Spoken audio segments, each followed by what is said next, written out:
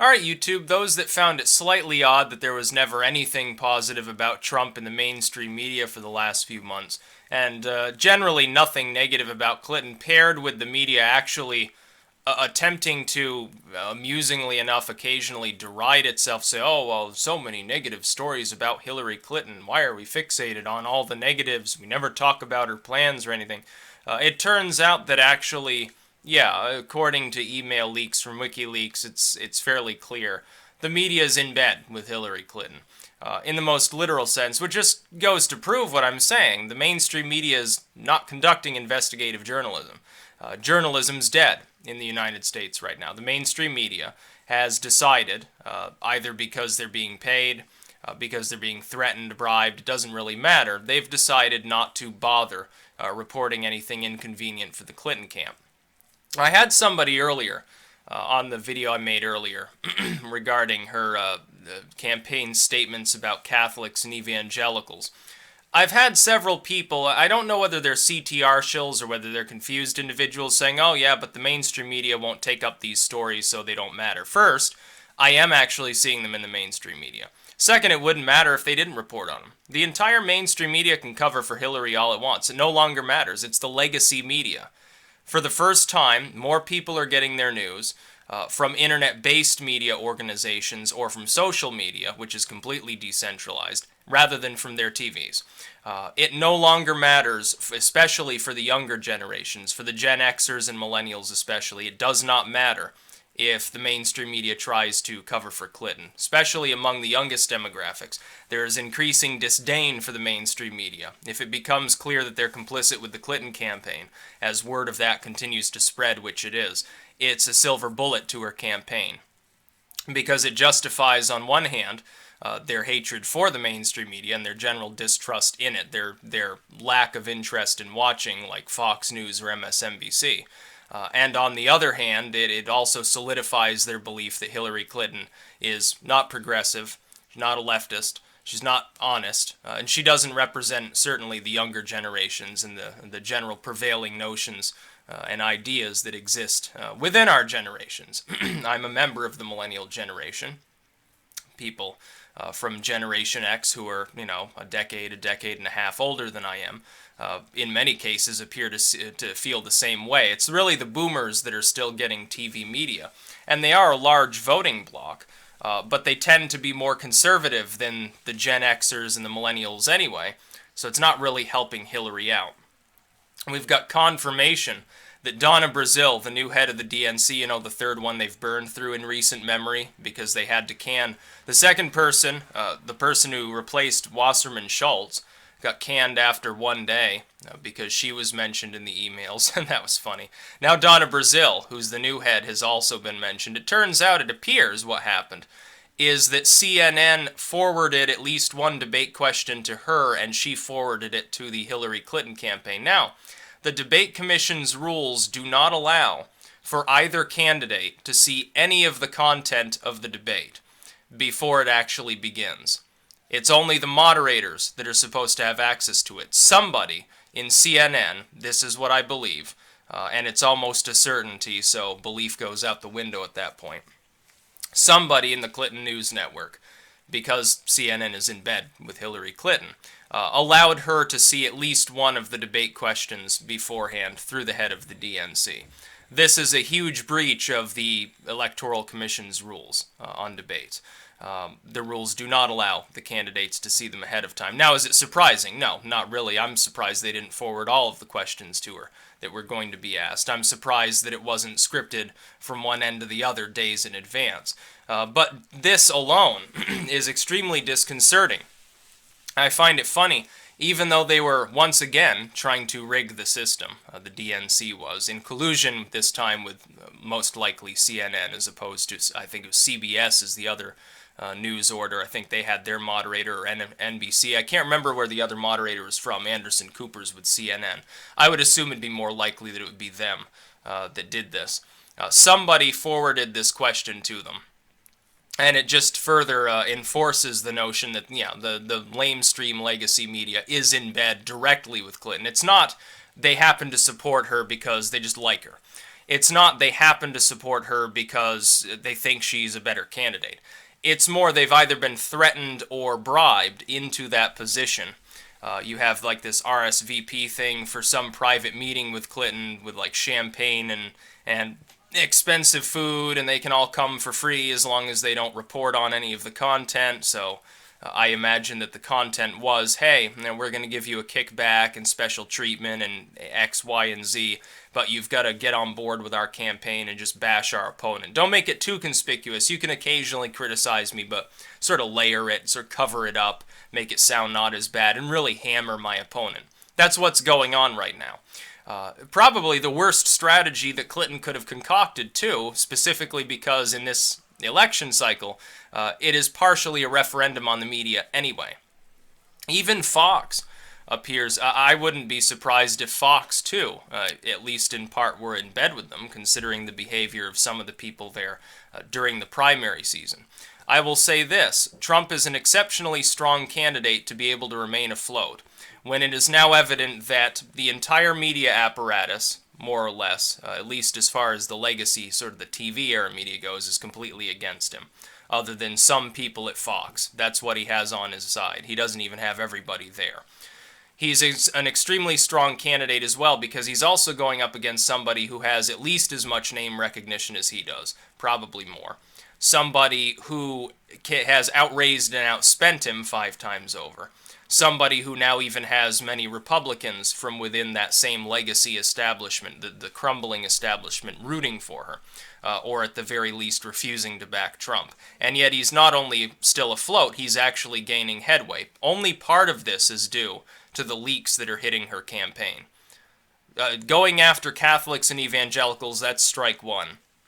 Open collusion with the media to the point at which at least Fox is reporting on it, but more the actual press, which is, social media, people on social media, are reporting on it in an interested manner, number 2. You have the Young Turks politics coming out against her now and saying she's a clay candidate. Essentially, she's a fucking phony. She's not a leftist. She doesn't represent leftist progressive values. And she's corrupt, she's dishonest, and primarily interested in kowtowing to the TV-era media.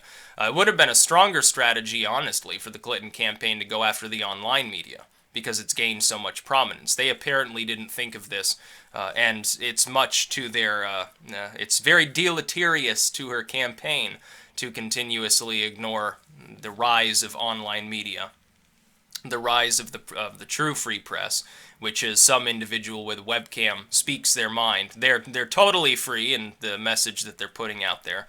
They can't really necessarily be bribed. There are too many people competing for those views, competing for those clicks, competing for those likes on Facebook and so forth. It'd be very difficult to pay them all off, which might be the reason why Clinton decided not to. So you have 2 confirmations of the Clinton campaign's corruption, and this follows right on the heels of her campaign talking down to, again, about 70% of the U.S. population, that is Catholics and evangelicals. It's monumental what's happening to the Clinton campaign. Take a look also. Remember, those who said, well, Assange has shit, don't you believe him now? I sure as hell do. I didn't doubt him to begin with. I didn't doubt that he was going to start releasing all of this material, and he's got far more. Only a small fraction of the Podesta emails have been released. He's going to do a release every single day. Every single day you're going to get a new Hillary Clinton scandal through the rest of the goddamn election for almost 4 weeks. That's a lot of scandal.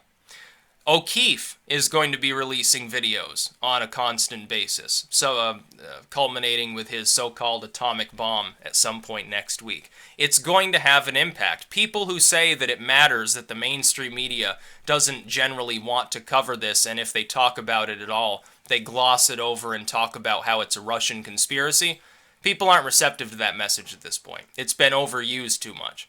People get desensitized. The idea of, oh, shoot the messenger, don't read this because it's a Russian plot. Early on, that may have been okay, but at this point, it's no longer working. Then we find out, in new explosive news, if it's true, and I'll make a separate video on this topic. I remain skeptical but optimistic that it's true. Mike Cernovich claims that Hillary Clinton's 33,000 emails have been uncovered. It's not beyond the realm of possibility, specifically because her servers were compromised. She can claim otherwise. The DOJ can claim, oh, well, there's no direct evidence anyone compromised the servers. But considering the relative lack of technological sophistication with which the DNC, using passwords like Obama08, guarded their systems, considering the fact that Clinton's server was apparently virtually unprotected, is it really outside of the realm of possibility that a state actor, a non-state actor, or a 400-pound hacker in their bed gained access to the system and covered their tracks well enough that there was simply not enough evidence to say that that was a likelihood, including for the FBI, because the system was never particularly secure. There was no force really needed to actually access the system. I think it's definitely true. I think it's definitely the case that her systems were compromised, in which case, yeah, the 33,000 emails are probably out there. Or, likely, somebody could have compromised the data backup firm that had copies of all of her emails until they too were told to expunge them. That's always possible. Or it's possible that somebody working with Hillary who felt jilted decided to copy all this shit down and fed a USB to WikiLeaks, or something along those lines. Cernovich is also apparently aware of what the content of O'Keefe's video is, has already seen it, and says it's good. And that's just his words. I don't know what that means. It could mean, yeah, it's going to kill her campaign. It could mean it'll be damaging, but it'll take more leaks to kill her campaign. It could mean that it's a fluke, but it's really funny. I don't know. I haven't seen O'Keefe's video. I wish he'd forward a copy to me so I could watch it early. I'd love to see that crap. And I wouldn't actually, leak it in advance of him or anything like that. So, O'Keefe, if you're listening, show me this footage of yours or something. I can't wait any longer. It's going to be better than Christmas if it's as good as he's promising. And considering he is dropping, what he said was he would drop regional bombs, not actual bombs, you understand, but videos, I guess, related to regional things. We've got one now from New York showing a DNC head there talking openly about, oh yeah, voter fraud is common. Yeah, they bust people around all the time to like black and Hispanic neighborhoods. They vote multiple times at different polling places. It's pretty damning. To the point, it's damning enough so that others there in New York are calling for his resignation for talking about this. O'Keefe then comes out and says, no, he should have an award for exposing it. He shouldn't be fired. He should keep his position. Then we have more tapes from him, and what it appears to be is regional was really the word of interest there, because these are on like a state level or a city level or something like that. It's going to do damage, but I'm waiting for his Clinton campaign bombshell, and it probably won't disappoint. He's not disappointing me so far. But for all the people that sat there and shilled, and I can tell most of the time who the shills are, trust me, and said, oh yeah, but nobody cares, nobody's listening, blah, blah, the mainstream media won't report. Mainstream media doesn't have to do shit. They could stop existing and it wouldn't stop the material from being disseminated. Social media is a lot more powerful. Look at what's on Twitter right now. Look at what people on Twitter are doing. Sort of the faster counterpart to YouTube. I realize there's a little bit of a delay when something happens. If I'm making a video, yeah, it's going to be 5-10 minutes before it's there. It's not truly instant like the 140 whatever characters on Twitter. I prefer this format, so I'm sticking with it, and I don't have a Twitter and never will. But look at what people are talking about. They're enraged.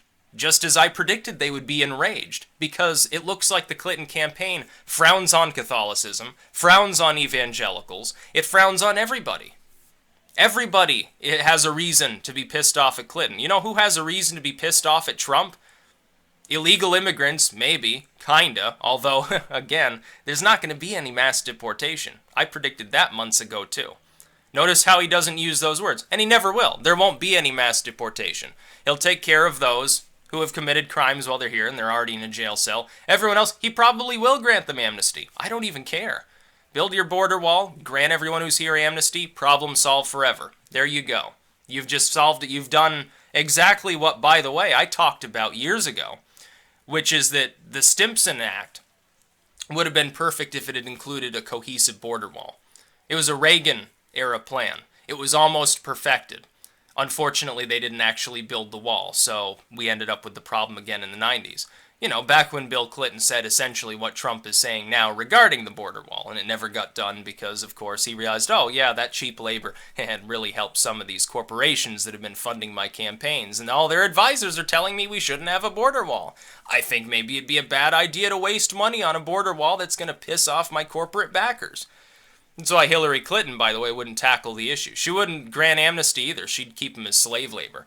You'd have conditional residency for years and years. You'd be paying tens and tens of thousands of dollars to get into the country, whether you were here to begin with or not.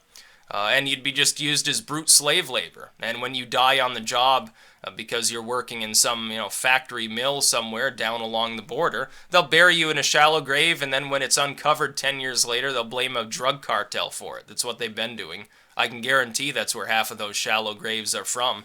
Corporations dumped them there, not cartels, not on this side of the border. It wasn't the cartels that did that.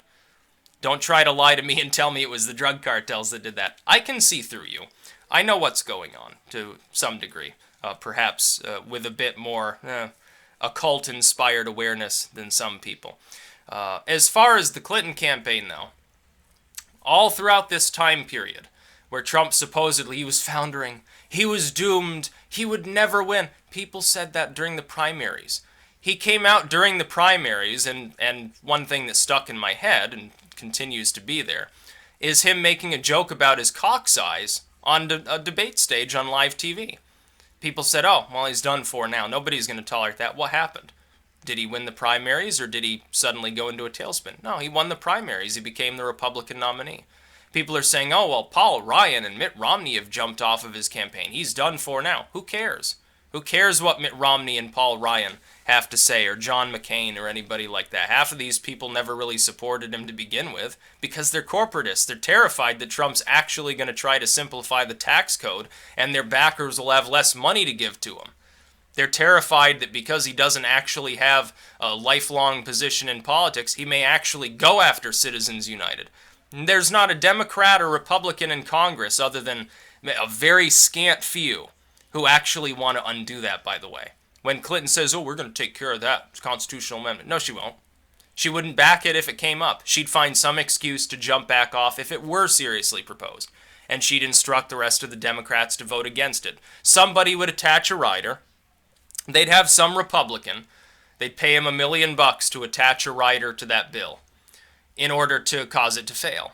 It's that simple. All you have to do is pay somebody on the other side off who's willing to take a fall for couple million bucks. That's all you have to do to screw with Congress. It's really that simple. It's elementary. That's all you have to do. It's not that difficult when you're talking about parties that are collectively worth, among all their members, billions or tens of billions of dollars. You think they care if they have to give somebody $1 million? Some junior senator? Oh yeah, attach this rider. Here's a bundle of cash. We'll talk later. Just do it, you dumb fuck. Of course they do. They do it all the time. They probably have people in Congress who are solely put there just to do that, to play the villain, to be the bad guy in exchange for a huge pile of money. So then they can go back and maybe be mayor of their hometown or retire when they're 45 or something like that. I see through these things. These things happen. It's not a conspiracy theorist. It's not a conspiracy theory. What's a conspiracy theory is, oh, the Russians are responsible for everything WikiLeaks has gotten a hold of, so you shouldn't even address them. Who cares? I don't even care if it was the Russians. I don't believe that story. I think that it was all American sources that got a hold of this material. Considering how poorly all of these servers and so forth were guarded, could have been anybody. And they probably, if they were halfway decent at hacking, they wouldn't have left any trail behind them. How do you know it was the Russians? You say, oh, well, the FBI says it probably was. So? Like I trust them any more than I trust what Obama or Clinton say? I don't care what they say. It's obvious they're compromised too at this point to the average person. But let's assume it was the Russians. So, it's keeping our politicians honest. Have you ever thought, even for a moment, to those of you who are actual leftists, who say, the United States imperialism is bad, surveillance is bad, censorship is bad. For you few out there who are still actual leftists, and I can respect you. I don't agree with you on fiscal issues, but I can respect your motivation. Have you ever thought for a second that there might be a strange situation in which the Russians have been conducting such intelligence, realize Hillary Clinton is actually crazy enough to start a nuclear war, and that's why they're interfering in the elections, because they don't want the world to end? Have you thought of that for a moment? Okay, let's play the game of it's a Russian conspiracy. Let me for a moment allow myself to believe that the craziest claims of the Clinton camp are actually true. Do I then automatically assume that the Russians really are the eternal boogeyman that they were made out to be by Joe McCarthy, and that their reason for doing this is to destroy the United States? No, I don't believe that. I think it would be because they had intelligence, knowing that in a nuclear conflict they would lose handily. We would still persist to some degree. They would be utterly annihilated along with all of their allies. And then subsequently all the survivors here would be heavily irradiated. Maybe 1% of people wouldn't have massive cancer within a year. Don't you think that the responsible thing to do, if they were to find out that a candidate was like that, through some channel, through espionage, through a leaker, a whistleblower, it doesn't matter. It doesn't matter how they obtained it. Wouldn't they, if they were responsible, attempt to do everything within their power to stop that person? What if, for a moment, let us humor these people, the Clinton camp, when they claim it's the Russians? What if it's not Trump that's crazy or unhinged or incoherent? What if it's Clinton? What if she's demented enough to think that we should actually make moves into Russia right now? That we should actually antagonize them, force them into a nuclear conflict? What if it's her? Have you thought of that? Maybe she's a psychopath. Maybe she's just really good at pretending that she has a little bit of human emotion once in a while. Nobody appears to have brought this up. I'm just arguing devil's advocate here. I don't believe the Russians were involved in gathering this material at all. I could have guessed, apparently, the password on the DNC's servers myself. It was Obama '08. Any of us could have guessed it. This wasn't a hardened, well-protected system. So the DNC leaks, apparently coming probably from the same source as the Podesta emails, would have been easily obtained. It would have taken the Russians 10 minutes to figure it out. Would have taken the 400-pound hacker maybe 10 hours to figure it out. So, not that hard. Maybe Podesta's password was Podesta123. Have you ever thought of that? Maybe these people really are as stupid as the average high school admins, where they leave password as the password, or ABC123, or 25% of the rest of the world's population that essentially does the same thing, just for ease of use, just so it's easier to remember, so that because they're afraid of technology. Being afraid of technology appears to be a common fixture for the Democratic Party these days. They're so terrified of social media that they have to apparently pay off the legacy media, the TV media. So why wouldn't I assume that? If it is the Russians, I would like to believe it was for a noble motive. Obama used to say that they weren't anything other than a competitor, that they weren't an adversary or a foe. Well, okay. Since Obama's supposedly so fucking popular, I'll just take his word for it. Okay, Russia's not an enemy of the United States. Why the hell would they want to interfere with our elections? Maybe they're even trying to help us. Maybe Clinton's nuts. Maybe she's so misanthropic, so jilted in life that she wants to start a nuclear war just to watch people burn and melt and turn into piles of ashes. Have we ever even thought of the possibility that that's the case? I say this, again, for the final time, as a person who doesn't believe the Russians were involved. I think it was US-based. I think that it was some activist group, somebody who, probably somebody who likes WikiLeaks and Snowden and all of these things. That's probably where you got the 400-pound hacker hacking through these emails.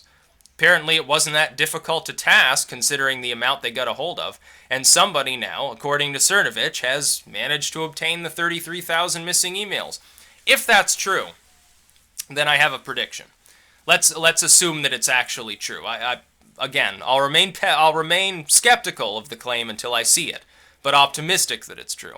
As in, I hope it's true because it'd cause absolute uproar.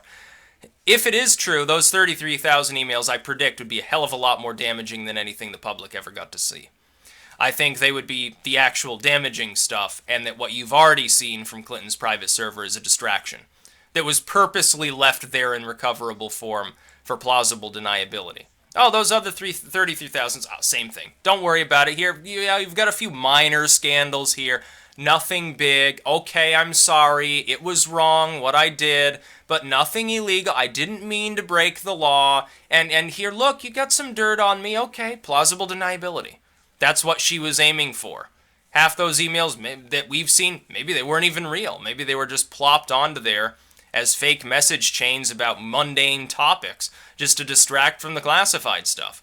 What if we dig up an email where Clinton is ranting drunkenly about ETs or something like that? Or saying, yeah, I can't wait to press the little red button. I wouldn't put it beyond her, honestly, at this point. So yeah, I'll make a video about specifically the Cernovich claims. Shouldn't talk about that anymore until the next video. But I just wanted people to humor that possibility. What if it's the Russians and they're actually doing it to try to save the world? Otherwise, I have to believe that they're trying to destroy the United States. What if it's the reverse? What if Clinton's trying to destroy them and the United States both, and they're trying to save literally the entire world right now? Stranger things have happened. Let us not forget, I'll say this last, during the Cuban Missile Crisis, the only person who stood in the way of a nuclear war was a lowly sub-commander. And he was a Soviet. He wasn't an American. JFK and the Soviets were both ready to press the little button. Some lowly sub-commander was told by his superior on the sub, he was the leader of the fleet with these nukes, but he was actually somehow the second in command on this specific sub. He was told to fire, and he didn't fire. He refused to give his code for the firing to happen, which is a good thing because it turns out the reason there was radio silence had nothing to do with the fact that a nuclear war had begun. But that's what everyone else on the sub had assumed. They might have killed him and taken his code and started a nuclear war or something like that. Thankfully, that didn't happen. If it had, the world would look far different than it does today. Russia wouldn't exist. They would have gotten the worst of the exchange, honestly. The United States would have a bunch of craters where Florida used to be, probably where D.C. used to be, New York City, Boston. They were all primed and ready to go. It would have been utter havoc. 100 million people would have died. So, why haven't you thanked that little lowly sub-commander that died long ago? He deserves it. Get a lot more. He should have a lot more awards to his name than just the stuff he got from the USSR. Yeah, like the Nobel Commissions. Oh, Nobel Peace Prize for you for, stopping human annihilation. No, because he was a commie or something. I don't even care if they're fucking commies at this point. I've got to take everything into account. Because there's no evidence that the Russians were involved, I discount it entirely. But if I speculate for a moment that it's possible the Russians were involved, I also have to admit the possibility that it's for a noble purpose. That it's not to fuck us over, that it's to stop somebody that they're honestly terrified of. Apparently they're not terrified of Donald Trump. Maybe because he hasn't talked about wanting to attack Iran, run a no-fly zone over Syria, bringing our aircraft terribly close to Russian aircraft, and so forth. Yeah, I think that might be the reason why, if they're involved at all. And like I said, I don't believe it even one bit. That's about all. Peace out.